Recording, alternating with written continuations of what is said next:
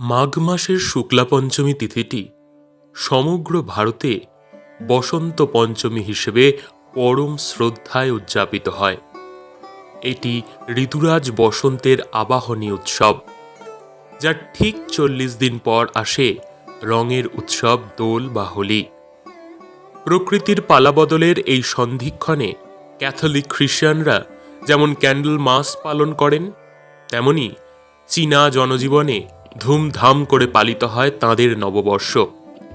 এই সময় মাঠের পর মাঠ সর্ষে ফুলের উজ্জ্বল হলুদ আভা যেন শীতের বিদায় আর বসন্তের আগমনের বার্তা ঘোষণা করে।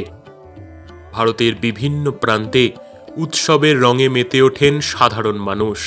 বিহারে হোলির পূর্বাভাস হিসেবে রং খেলা শুরু হয়, আর উত্তর ভারতে হলুদ পোশাক ও তিলক পরার মাধ্যমে বসন্তকে বরণ করে নেওয়া হয়। ব্রজধামে রাধাকৃষ্ণের প্রিয় এই ঋতুতে প্রতিটি মন্দির হলুদ ফুলে সজ্জিত হয় এবং বিশেষ মিষ্টান্ন ও নৈবেদ্যে হলুদ রঙের প্রাধান্য দেখা যায়।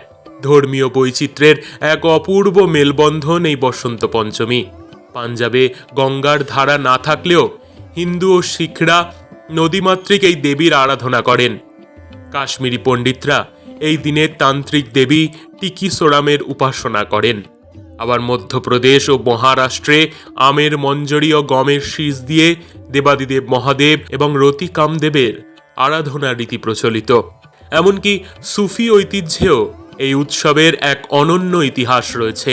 দ্বাদশ শতাব্দীতে প্রিয় পীর নিজামুদ্দিন আউলিয়ার বিষণ্ণতা দূর করতে কবি আমির খুসরু হলুদ পোশাক পরে যে বসন্ত উৎসবের সূচনা করেছিলেন, তা আজও চিস্তিয়া ধারায় প্রবাহমান। পৌরাণিক বিবর্তনে এই দিনটি কখনো লক্ষ্মী, কখনো বিষ্ণু, আবার কখনো সরস্বতীর আরাধনায় মুখর হয়েছে।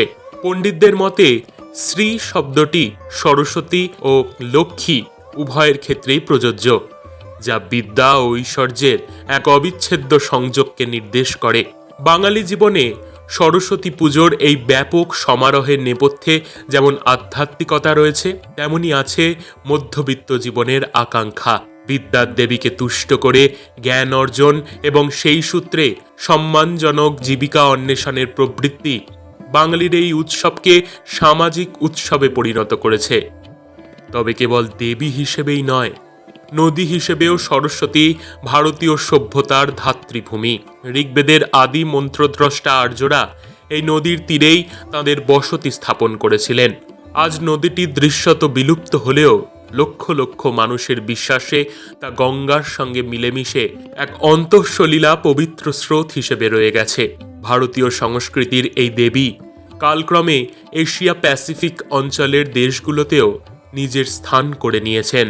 বৌদ্ধ ধর্মের প্রসারের সঙ্গে সঙ্গে সরস্বতীর রূপ ও মাহাত্ম্য তিব্বত থেকে জাপান পর্যন্ত বিস্তৃত হয়েছে। তিব্বতে তিনি যেমন তেজস্বিনী বজ্রদেবী, মায়ানমারে তিনি শাস্ত্রের রক্ষাকর্ত্রী থুরাথারি, কম্বোডিয়া ও থাইল্যান্ডেও তাঁর বাগীশ্বরী রূপ সর্বজন বিদিত। জাপানে তিনি বেনজাইতেন নামে পরিচিত, যেখানে তাঁর হাতে থাকে প্রাচীন বাদ্যযন্ত্র বিবা, এবং তিনি সেখানে সৌভাগ্যের প্রতীক হিসেবে পূজিত হন। বিশেষত বালিনীজ সংস্কৃতিতে সরস্বতী পুজো আজও এক মহোৎসবের রূপ ধারণ করে আছে। সরস্বতী বন্দনার এই যে দেশ কাল ছাপিয়ে যাওয়া বৈচিত্র্য, তা আসলে ভারতীয় সংস্কৃতির সেই অন্তর্নিহিত শক্তিরই পরিচয় দেয়, যা ভিন্ন ভিন্ন বিশ্বাস ও ঐতিহ্যকে এক মহান সমন্বয়ের সূত্রে গেঁথে রেখেছে।